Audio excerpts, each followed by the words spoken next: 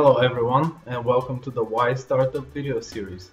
I'm really happy to have with us today Nikolay Piriankov, who is the founder of RarePink, an online diamond engagement ring jeweler, who happened to be a semi-finalist in the Pitch to Rich competition.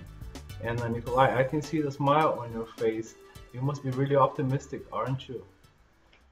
Yeah, well, on a personal level, I've always been very excited for the possibility to meet Richard Branson. But obviously, for the company selling diamond engagement rings on the internet, it's not something that a lot of people are familiar with. So having this kind of international exposure is a great opportunity to get our brand and what we do differently on the map. Yeah, that's really good. Doing something different in a market that's as old as the world.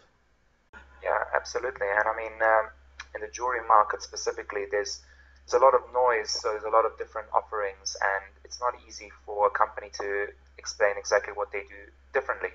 So, even just a 1 minute video gives us the chance to say, well, maybe a lot of our competitors offer what we call off-the-shelf jewelry. So it's rings that were mass-produced and have nothing unique or sentimental about them. What we do differently is that we give our customers the opportunity to design a one-of-a-kind ring. So they'll work with a design consultant, and where that's important is, if most of our customers have these long stories with their partner that involve adventures, and they've spent many years together. So there's always something sentimental or meaningful from the experience So you that they can guys, incorporate into the design, whether it's some color or elements of the design. exactly. And this product becomes far more special than just something that's off the shelf. Yeah, that's really nice. It's like embedding memories in engagement rings. That's valuable.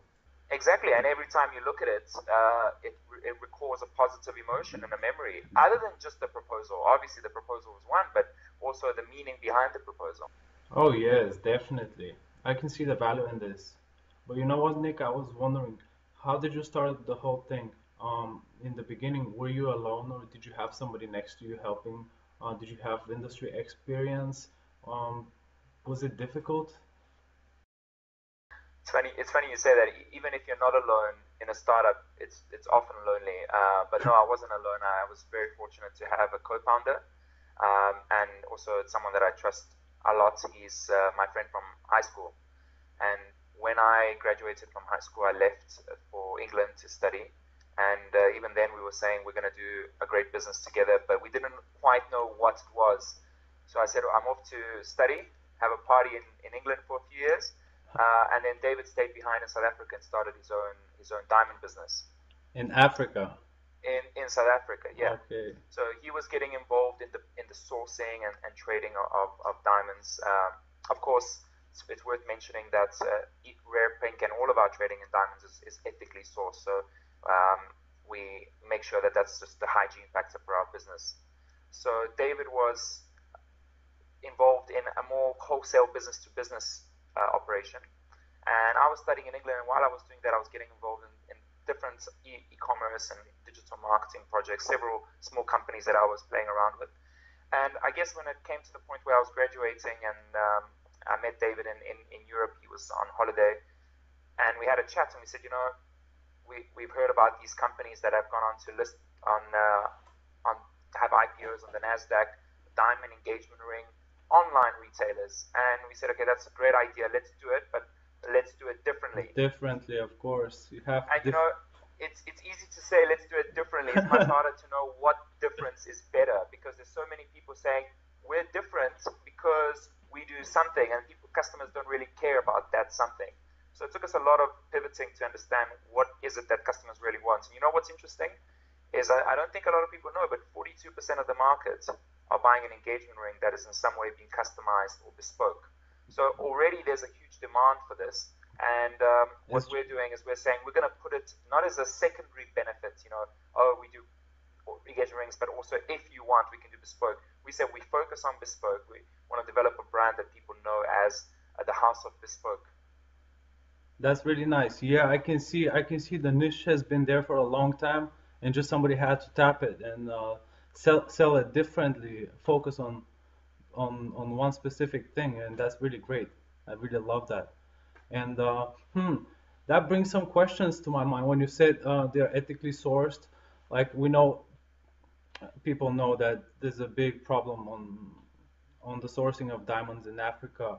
And are you guys in any way giving example by, for example, sponsoring or supporting local communities, or are you thinking in this direction? Yeah, absolutely. I mean, to be honest with you, just to first address the issue of conflict diamonds, I think it's important to note that while this was a major issue in the 90s with the Sierra Leone diamonds, where basically, what was happening was that people were financing a conflict with the proceeds of diamonds. Yeah.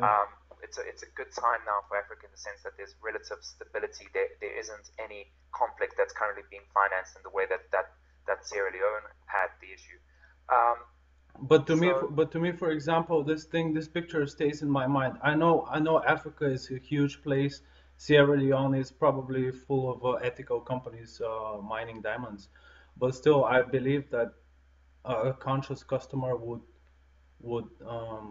see that there may be something in addition to, like you can give him some more ethical information when selling. So, are you guys yeah, including of that? course, Yes. of So, course. So we have what we call our ethically sourced policy, which is listed on the website. And one thing that we point out there is that not only do we not support conflict diamonds, but we also don't import diamonds from Zimbabwe. Now, Zimbabwe is not necessarily considered a conflict region, but we've grown up in South Africa and we don't support the regime, the government. We believe it's an oppressive government. So every company can take its own position, which may or not be the same as another company's. We've gone an extra step.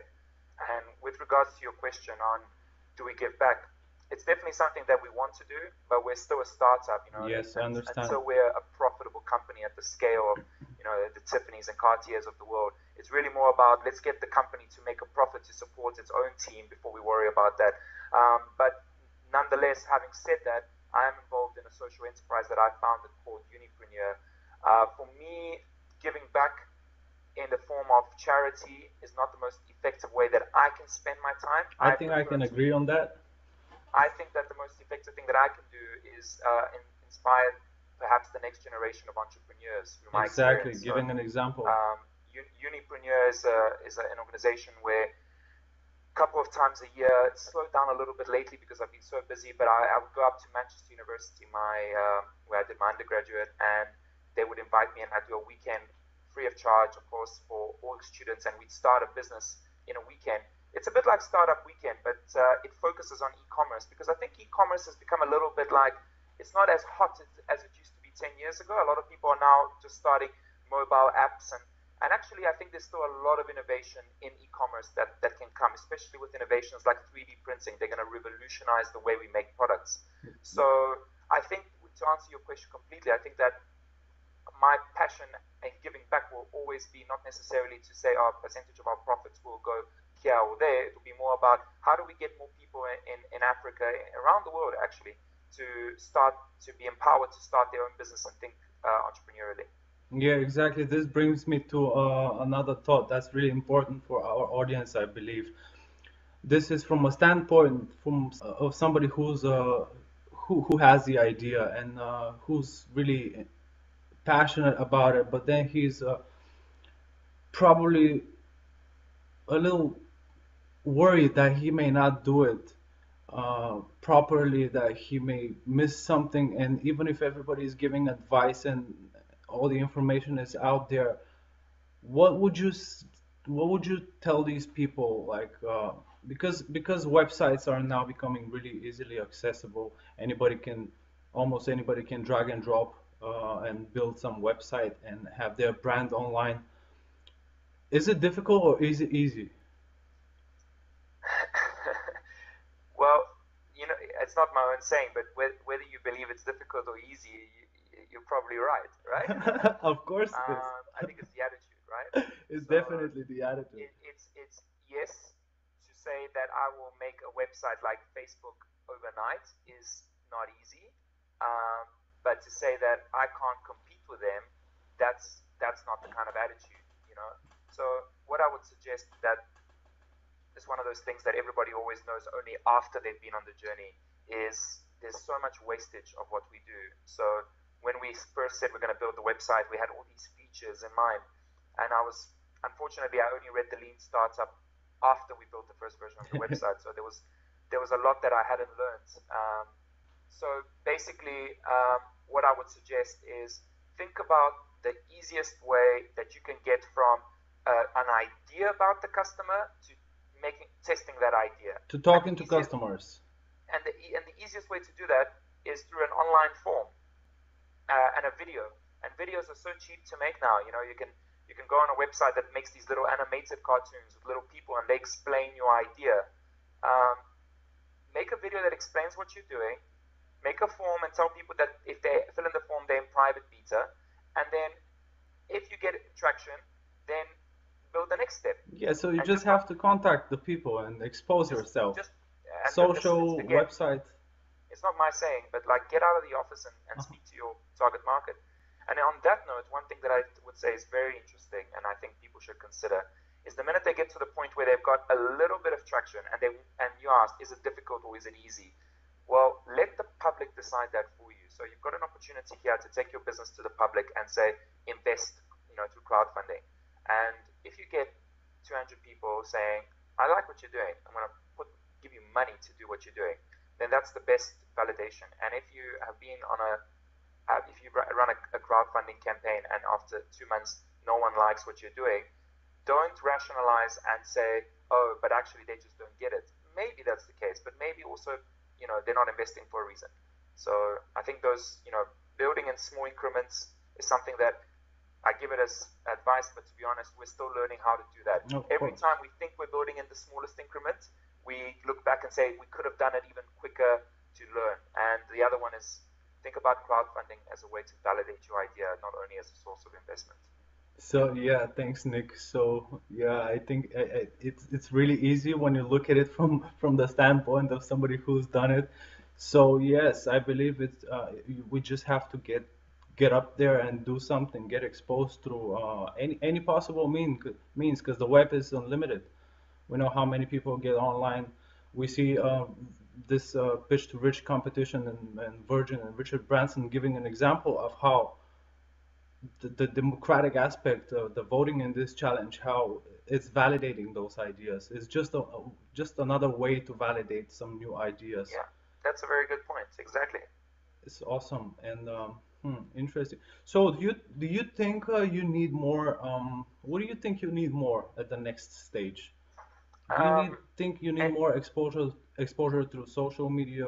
Do you think you need to do some traditional marketing?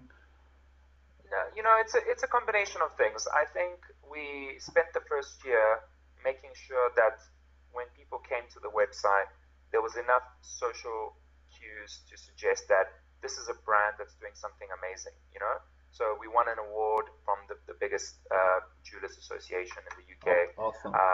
This pitch to rich competition is again saying, the public has chosen us into the top 10.